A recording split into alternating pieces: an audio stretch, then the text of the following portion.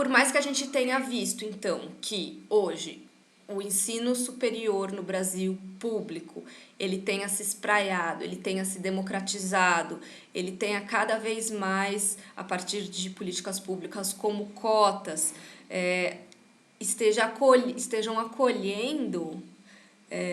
pessoas de uma origem social totalmente distinta da que ele acolhia antes, porque ele era totalmente, e continua sendo, mas ele era muito mais excludente, isso não significa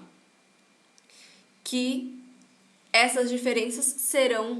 acabarão a partir do momento em que a pessoa adentra a universidade. E essa é uma discussão muito comum já desde o início das políticas de cota, que não basta você permitir o acesso é um ponto, é um elemento, mas você tem que permitir e garantir a continuidade no curso, e mais do que a continuidade no curso, você tem que garantir condições para que estes alunos tenham um desempenho satisfatório. E o que significa ter um desempenho satisfatório? Como eu falei, tem a ver com a absorção de uma série de hábitos, de questões intrínsecas à forma de como aprender, o que aprender, como se relacionar com o professor, como se relacionar com o ambiente. Tudo isso ainda permeado por pessoas de origens sociais distintas e, novamente, aqueles das classes mais abastadas levando vantagem dentro desses ambientes. Então, por mais que a gente discuta essa democratização aqui do ensino superior no Brasil, cada vez mais a gente tem que repensar o que está sendo valorizado para dizer que houve um sucesso. O que a universidade, ou mesmo como um todo, esse ecossistema de você ir para a universidade, ter um diploma, aonde que ele está levando essas pessoas de origem social mais humilde? Ela está levando as classes mais altas que acessam a universidade para determinadas posições no mercado de trabalho, que seriam as mesmas do que a das outras classes, ou, por mais que as pessoas de outras classes cada vez mais tenham acesso ao ensino superior, elas vão continuar por uma série de questões estruturais e estruturantes do capital cultural delas, das condições de correr atrás nas próprias necessidades, de precisar trabalhar e ter que estudar e trabalhar junto, e as consequências disso vão impactar a sua trajetória e até o tipo de trabalho que essas pessoas vão ter. Então, a sociedade ela continua hierarquizando as pessoas. A sociedade ela continua levando os mais pobres para determinados cargos, que não são os de liderança na maioria das vezes, e isso se reproduz. Por mais que cada vez mais a gente tenha gente com ensino superior, isso cada vez menos diz alguma coisa, porque depois do ensino superior há uma série de outras clivagens que vão se reproduzindo e se plasmando no tecido social. Então, esses seriam as figuras que o Bourdieu vai chamar de marginalizados por dentro do sistema.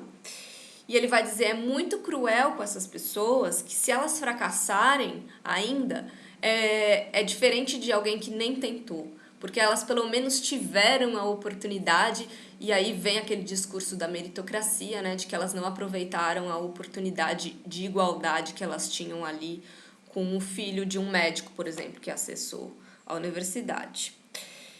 Enfim, isso é uma discussão extremamente importante para a gente repensar o que está acontecendo no ensino superior no Brasil atualmente, desde a questão de fornecer bolsas de estudo para faculdades particulares e as suas respectivas consequências, porque a gente sabe que os graus de escoamento desses alunos formados em faculdades particulares, os tipos de profissão e o acesso ao mercado de trabalho é totalmente diferente. Dentro das próprias faculdades particulares há uma série de clivagens entre elas, das mais, digamos assim, populares aquelas que também são frequentadas por filhos da elite. E, dentro da própria universidade pública, o dilema, a discussão sobre a manutenção desses alunos. Porque, novamente, a universidade pública ela não se sustenta por si só. O estar ali não é o suficiente para ter sucesso, você tem que ter condições de estar ali, ter condições de se dedicar àquele ambiente. Isso significa não só capital, enfim, material, financeiro, condições de estudar, como entender os mecanismos de funcionamento, entender os mecanismos de merecimento, de notas, de ganhar bolsa, de ter acesso a todo um aparato. E a partir do momento em que os recursos são reduzidos nessas universidades, os recursos para pesquisa, os recursos até para as bolsas para manter aqueles alunos que não têm condições de trabalhar e estudar, então eles precisam ganhar bolsas para continuar estudando. Uma vez que tudo isso é cortado, o que está sendo sinalizado aí?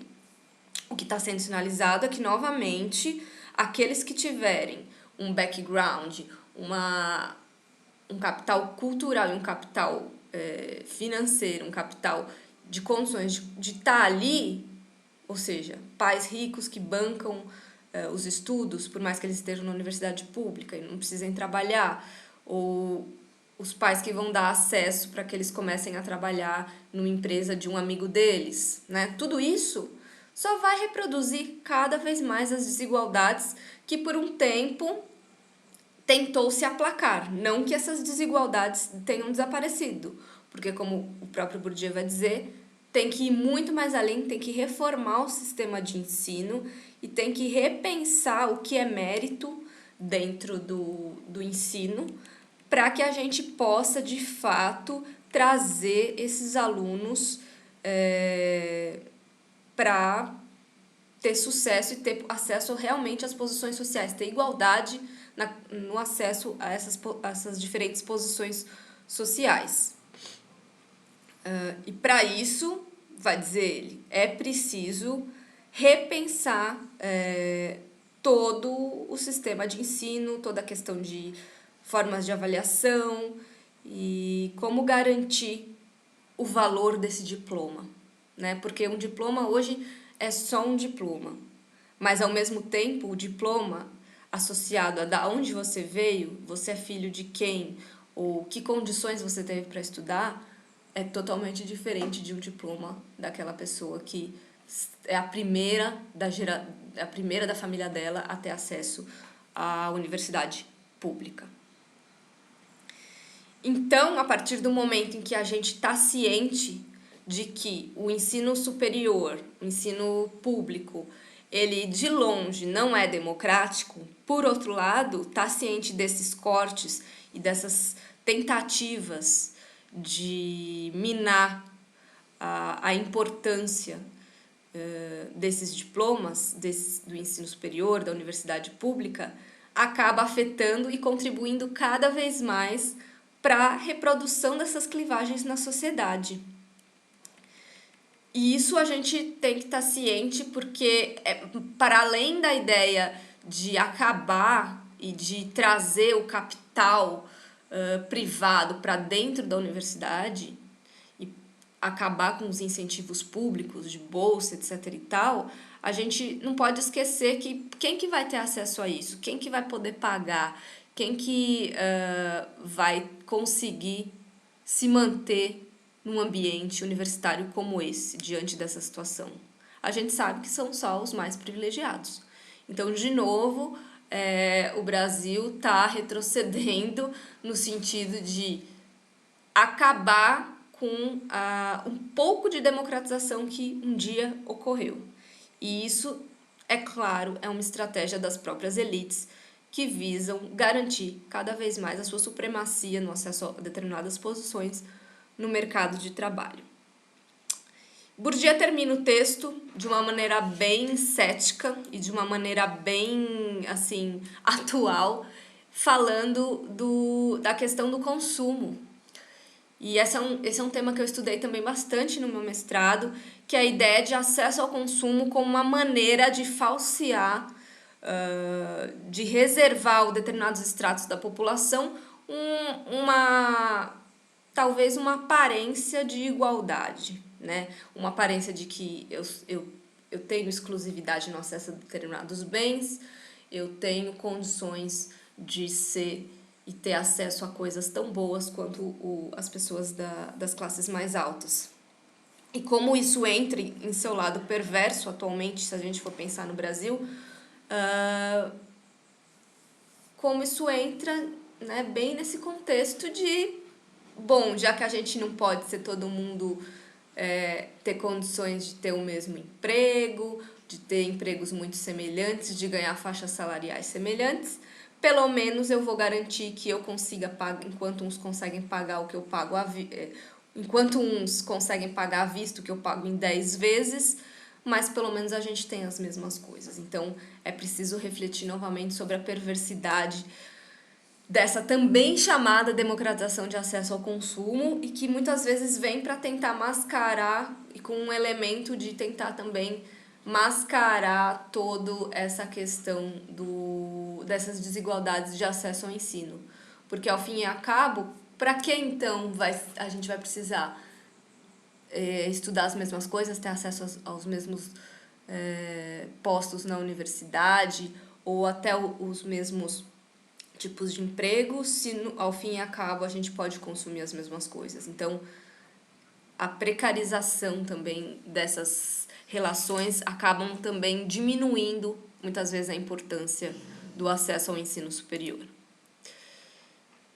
Esse é o recado que eu tinha. Eu acho que tem muito ainda para falar sobre Bourdieu, mas ele é um autor muito incisivo nessa questão da reprodução das desigualdades e cada vez mais no Brasil que a gente está vivendo hoje é necessário voltar aos seus estudos para pensar também de que forma que a gente pode encontrar brechas